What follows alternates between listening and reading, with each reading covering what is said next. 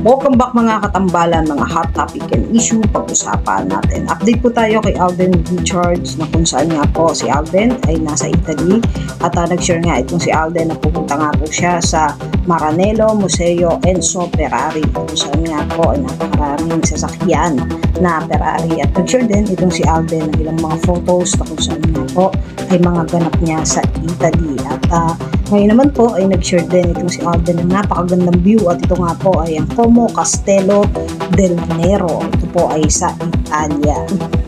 Na talaga namang ini-enjoy ni Alden ang pagstay niya sa Italy. At sa latest post naman ni Alden ngayon sa kanyang social media account, makikita nga na itong si Alden ay nag-drive-thru. At sa caption nga ng post itong si Alden ay gutom after work same kaya napa-drive-thru agad ako sa McDo para tikman ang bagong Golden Curry Filet. It's sweet, creamy, at saktong kick of spice. Kung saan nga po makikita itong si Alden na nag-drive-thru at kumain nga po ng Golden Curry Filet.